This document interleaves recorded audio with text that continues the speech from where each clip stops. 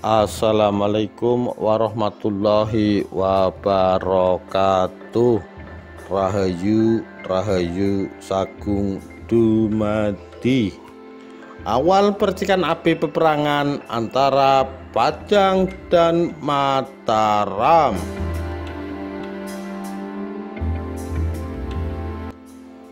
Pada masa kekuasaan Sultan Hadiwijaya, terdapat seorang pemuda yang sangat gagah.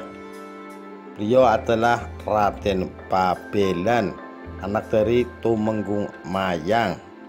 Raden Pabelan ini belum mau menikah dan kerjaannya agak kurang terpuji, sering mengganggu anak gadis orang ataupun janda muda maupun istri orang.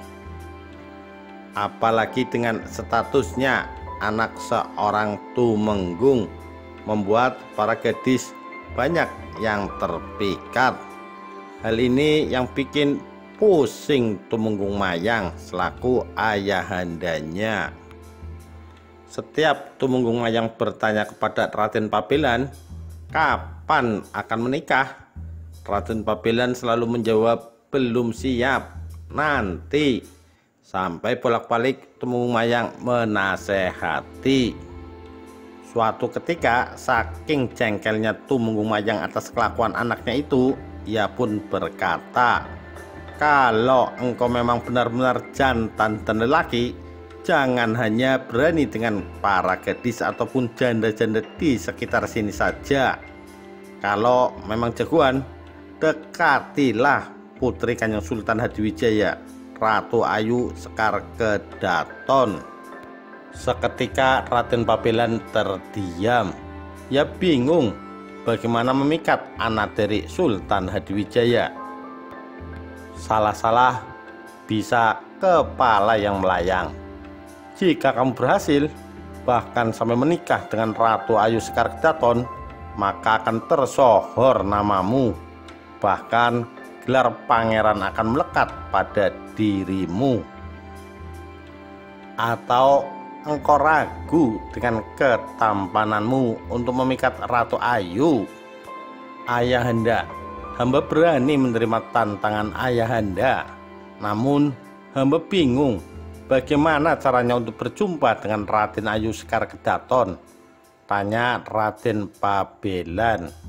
Loh, kan sudah saya ajarkan berbagai kesaktian. Apakah engkau tidak bisa menembus pagar Kesultanan Pajang dan bertemu dengan Ratu Ayu? Tanya Tumenggung Mayang.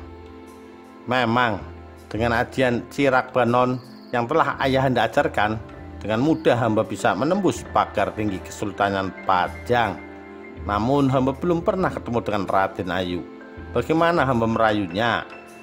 Tanya Raden Pabelan. Oh, soal itu serahkan kepada ayahandamu ini. Akan aku kirimkan surat dan wangi bunga cempaka agar bisa dibaca oleh Ratu Ayu, kata Tumenggung Mayang. Dan memang dengan jalur khusus surat itu bisa nyampe di tangan Ratu Ayu Sekar Kedaton. Isi surat itu tidak terlalu panjang, pendek saja, namun menyentuh perasaan paling dalam dari Raden Ayu Sekar Kedaton. Surat itu berisi curahan hati Raden Pabelan yang ingin mengabdi kepada Kanjeng Ratu, tak hanya di dunia namun juga sampai di akhirat. Siapapun pasti akan bertekuk lutut membaca surat cinta itu, terlebih setelah mendapat informasi dari para abdi dalem dan dayang-dayang bahwa Raden Pabelan itu sangat tampan, menggetarkan hati para gadis, siapapun yang melihatnya. Oh ya, ibu Raden Pabelan itu yaitu Nyai Tumenggung Mayang, merupakan saudara kandung dari Panembahan Senopati, sehingga Raden Pabelan ini merupakan keponakan dari Panembahan Senopati. Melalui emban atau dayang, Ratu Ayu Sekar Kedaton berkata, jika memang Raden Pabelan benar-benar mencintaiku, mintalah ia nanti malam untuk datang ke Taman Keputren. Aku tunggu ia di sana. Satu lagi, jaga rahasia ini rapat-rapat, kata Ratu Ayu Sekar Kedaton. Sungguh girang hati Raden Pabelan mendengar kabar itu. Dan nanti malam ia akan datang ke Keputren menjumpai sang pujaan hati. Sebelum bertemu antara Raden Pabelan dan Ratu Ayu Sekar Kedaton, komunikasi melalui emban sang ratu, yaitu emban Soka. Yang repot adalah dayang-dayang abdi dalem sang Ratu Ayu, berjumlah sekitar 40 orang. Jadi akan sulit bagi Raden Pabelan untuk bertemu Ratu Ayu Sekar Kedaton. Tumenggung Mayang memberi nasihat, jika ingin bertemu dan memasuki wilayah Keputren, jangan lewat pintu utama. Pasti ndak boleh masuk, dan pertahanan ndak bakalan bisa ditembus. Harus lewat belakang, melompat pagar tinggi. Dan untuk itu gunakan ajian Cirak Banon.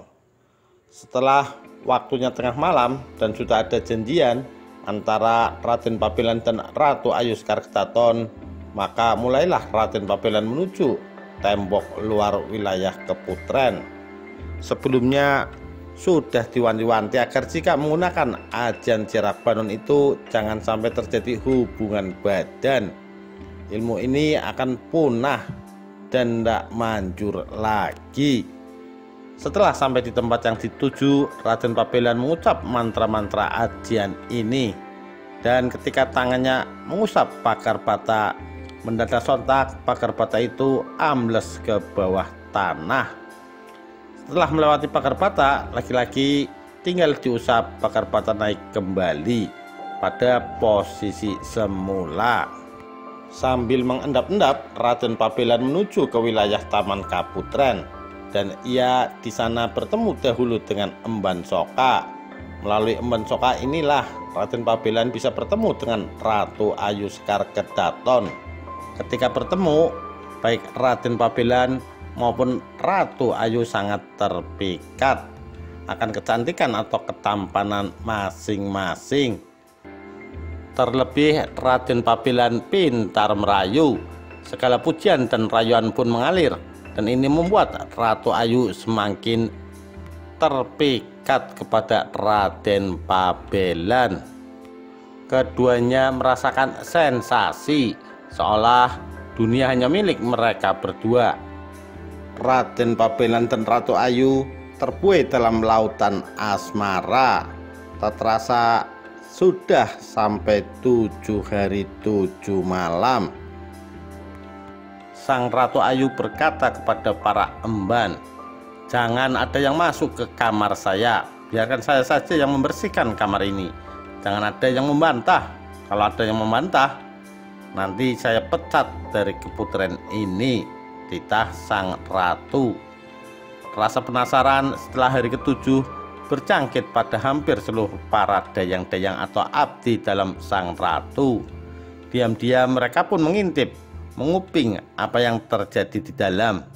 Betapa terkejutnya mereka ketika melihat sang ratu sedang bergumul dengan seorang laki-laki tampan. Gemparlah wilayah Keputren. Sang Ratu Ayu bersama dengan lelaki asing bermesraan layaknya suami istri. Prajurit segera melaporkan kepada Sultan Hadiwijaya mengenai maling sakti yang sedang bercinta dengan Ratu Ayu Sekar Kedaton. Sultan Hadiwijaya sangat murka mendengar apa yang menimpa putri sulungnya. Prajurit segera panggil Wirakerti, Suratanu dan 20 prajurit Jajar. Wirakerti dan Suratanu ini adalah lurah tamtama yang menjaga lingkungan dalam keraton. Wirakerti, Suratanu dan 20 prajurit Jajar menghadap Sultan Hadiwijaya. "Bunuh si keparat yang berani-berani memasuki wilayah Kaputren," titah Sultan Hadiwijaya. Segera mereka menuju ke wilayah Kaputren dan mengatur siasat. Jika langsung menerobos masuk, dikhawatirkan Ratu Ayu Sekar Kedaton akan ikut-ikutan mengakhiri hidupnya. Jika Raden Pabelan langsung dibunuh, setelah berunding mereka mendapatkan siasat. Wirakerti akan masuk dan berusaha memisahkan antara Raden Pabelan dan Ratu Ayu. Dan jika sudah berhasil dipisahkan, maka Raden Pabelan akan dibunuh. Mereka sepakat mengatur jalannya siasat untuk menghabisi Raden Pabelan. Ketika Wirakerti memasuki kamar Ratu Ayu, ia mendapati kedua pasangan itu sedang berpelukan. Ia tersenyum dan tidak menunjukkan tanda-tanda marah. Kemudian ia berkata, "Raden, ayahandamu telah memintaku untuk menjemputmu dan memintaku untuk menyelamatkanmu. Aku telah menyanggupi dan akan meminta ampun kepada Kanjeng Sultan atas kesalahanmu dan meminta agar kiranya kamu dapat dinikahkan dengan Gusti Kanjeng Ratu Ayu. Maka segeralah menghadap kepada Kanjeng Sultan bersamaku." Raden Pabelan setelah berdiskusi dengan Ratu Ayu dan terlihat mereka sepakat untuk mengikuti saran Wirakerti. Karena itulah jalan yang terbaik agar cinta mereka berdua dapat bersatu. Berjalanlah Raden Pabelan dan Wirakerti meninggalkan kamar Ratu Ayu. Baru sempat mereka berdua sampai di Taman Keputren, Raden Pabelan diserang oleh 20 tombak prajurit Jajar secara tiba-tiba. Raden Pabelan tidak sempat menangkis serangan yang begitu tiba-tiba dan sangat cepat, dan dia tewas seketika. Jasad Raden Pabelan diseret bagaikan seekor anjing dan dihadapkan kepada Sultan Hadiwijaya. Kemudian Sultan Hadiwijaya menanyakan siapakah dia dan anak siapakah ia. Dijawab oleh Wirakerti, "Ini Raden Pabelan, Kanjeng, dan ia merupakan anak dari Tumenggung Mayang." Sultan terlihat begitu murka. Kemudian ia pun bertitah, "Buanglah bangkai keparat ini dan lempar ke sungai Laweyan. Kemudian hadapkan Tumenggung Mayang padaku sekarang juga." Tumenggung Mayang langsung menghadap. Murka Sultan Hadiwijaya masih belum padam. Tumenggung Mayang sudah berusaha untuk memohon ampun, namun ampunannya ditolak. "Orang tua macam apa kamu ini? Tidak bisa mendidik anak secara benar. Tak pantas seorang Tumenggung bisanya cuma mendidik seorang anak menjadi keparat durjana. Kini hiduplah engkau sebagai rakyat biasa. Tidak pantas menjabat seorang Tumenggung. Tidak pantas hidup di Pabelan. Hidupmu pantasnya di Asem Arang, kini Semarang. Dan cepat engkau enyah dari hadapanku sekarang juga." Hubungan buang dijatuhkan kepada Tumenggung Mayang, dan kejadian ini juga dilaporkan kepada Panembahan Senopati melalui telik sandinya. Panembahan Senopati tidak terima akan putusan ini karena Nyai Tumenggung Mayang adalah saudaranya. Ia akan menyelamatkan Tumenggung Mayang, dan ini berarti perang akan terjadi antara Mataram dan Pajang. Demikian kisah awal percikan api peperangan antara Pajang dan Mataram. Sekian, terima kasih. Wassalamualaikum warahmatullahi wabarakatuh. Rahayu Rahayu Sagung Dumadi.